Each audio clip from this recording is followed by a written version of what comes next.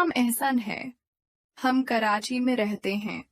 हमारे घर में अम्मी यानी शकीला बेगम, अबू यानी रफीक साहब, मेरा बड़ा भाई हारिस और छोटी बहन आलिया शामिल हैं। अबू का दूध का कारोबार है और हारिस उनके साथ दुकान पर सारा दिन रहता है। रात को दोनों कभी 1 बजे तो कभी 2 बजे घर आते हैं। घर का माहौल हमेशा सख्त रहता है क्योंकि अबू का मिजाज नहायत दरिश्त और कड़ा है और सब उनसे डरते हैं। मैंने हाल ही में FSC के इम्तिहानात दिए थे और फारिग बैठा था, लेकिन अबू और भाई बार बार कहते कि दुकान पर आया करो। मेरा दिल नहीं मानता था, इसलिए या तो घर में वक्त गुजारता या दोस्तों के साथ निकल जाता। जब अबू और भाई दुकान पर होते तो घर में सुकून रहता। अम्मी हल्का फल्का काम करते, बहन अपना वक्त किताबों और ड्रामों में गुजारती और भाभी मायरा, जो अभी 2 साल पहले उस घर में आई थी, निस्बतन आजाद हो जाती, दौपटे की सख्ती और पर्दे के उसूलों से जरा ढीली होकर घूमती फिरती। ये सब मेरे लिए नया नहीं था, लेकिन एक अजीब सा खचाव दिल में हर दिन बढ़ता जा रहा था। जिंदगी मामूल के मुताबिक ही गुजर रही थी, मगर एक दिन ऐसा वाकया पेश आया जिसने मेरे अंदर की दुनिया हिला दी। इस दिन मैं देर से उठा और नाश्ता करके दोस्तों की तरफ गया। वहां सब मौजूद नहीं थे तो वापस लौट आया। घर आया तो उम्मी और भाभी सहन में वाशंग मशीन के पास कपड़े धो रही थीं। मुझे देखकर भाभी बोली, एहसन, अच्छा हुआ तुम आ गए।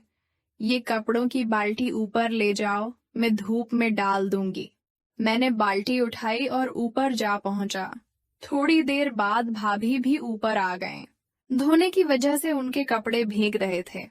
उन्होंने कहा, एहसन, बाल्टी से कपड़े निकालकर मुझे दो, मैं तार पर डालती रहूंगी। मैंने कपड़े निकालकर देना शुरू किए। वो मेरे सामने खड़ी थीं और हर बार कपड़ा लेती हुई अजीब सी नजरों से देखते। अचानक मेरे हाथ में सियाह रंग का एक जोड़ा आया। मैं थोड़ा ठटक गया, मगर इससे पहले कि कुछ कहता भाभी ने पलटकर मेरे हाथ से वो कपड़ा झपट लिया और हल्की मुस्कुराहट के साथ बोली, शर्म नहीं आती? लाओ, मुझे दो। फिर खुद ही कपड़े डालने लगे और मुझे कहा, मजीद ले आओ। मैं नीचे गया तो अम्मी ने दोबारा कपड़े दिए।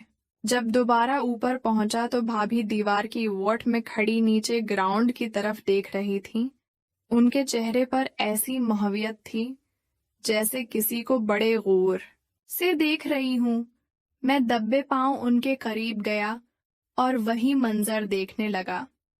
नीचे एक गधा खड़ा था और भाभी उसकी तरफ टक टक देख रही थीं। यकदम उन्हें एहसास हुआ कि मैं भी करीब खड़ा हूं तो चौंक कर पलटे। ये क्या हरकत है एहसन? मैं घबरा गया और कहा, माफ करें भाभी, मैं भी वही देख रहा था जो आप देख रही थीं। उन्होंने सर्द लहजे में कहा, ऐसी हरकत दोबारा मत करना वरना अबू और हारिस को बता दूंगी। मेरा दिल जोर जोर से धड़कने लगा, लेकिन मैंने सोचा ज्यादा मसला नहीं हुआ। मगर जब मैं तन्हा ऊपर रह गया तो दिल में अजीब वसवसे उठने लगे और मैंने भाभी के कपड़ों को छूने की गलती कर डाली। अचानक पीछे से आवाज आई, एहसन, ये क्या कर रहे हो? और मैंने पलट कर देखा तो भाभी मुझे घूर रही थीं। मेरा रंग फिक हो गया और मैं भागकर नीचे आ गया। इस दिन मेरा दिल अजीब बेचैनी का शिकार रहा। शाम को भाई ने फोन किया और कहा, दुकान पर आ जाओ, एक काम है। मैं पहुंचा तो उन्होंने बताया कि भाभी के वालिद की तबीयत खराब है, इसलिए मुझे मायरा को साहिवाल छोड़कर आना होगा। रात को तैयारी हुई। अगली सुबह हम ट्रेन में बैठ गए। ट्रेन चल पड़ी तो भाभी ने मेरा हाथ छुआ और मुस्कुराकर कहा, अहसन, कल रात तुम किचन में क्या कर रहे थे? मैं चौंक गया क्योंकि असल में मैंने उन्हें ऊपर किसी से फोन पर प्यार भरी बातें करते सुना था। मैंने कहा, ये तो मुझे आपसे पूछना चाहिए कि आप किससे बात कर रही थीं? वो मुस्कुराएं और सरगोशी की, तो तुमने सब सुन लिया। अच्छा है, अब तुम मेरे राजदार हो गए हो। मैं गंग हो गया, दिल धड़कने लगा। उन्होंने आहिस्ता से कहा, तुम जानते हो ना कि हारिस मुझे वक्त नहीं देता। तुम वो वाहिद हो जो मुझे समझ सकता है। मैंने कहा, भाभी ये सब ठीक नहीं। तो वो और करीब आ गए। उनकी आंखों में एक प्रसरार चमक थी, जैसे कह रही हूं कि उस खेल के पीछे कुछ और छिपा है। मैं पसीने में भीग गया। ट्रेन साहिवाल पहुंची तो मैंने उन्हें उनके घर छोड़ दिया और वापस लौट आया, मगर ज़हन में भाभी की आवाज, उनकी नजरें और वो मुकालमा गूंजता रहा। कुछ दिन बाद वो वापस आ गईं और एक दिन जब सब घर से बाहर थे तो उन्होंने मुझे अपने कमरे में बुलाकर कहा, अहसन, तुम्हें याद है वो दिन? वो सब महज इत्तेफाक नहीं था, बल्कि एक इशारा था। तुम जानते ही नहीं कि तुम किस जाल में फंसने वाले हो। मेरा दिल धक से रह गया और उसी लम्हे कमरे की खिड़की से मुझे लगा जैसे कोई हमें बाहर से देख रहा है। लेकिन वो कौन था?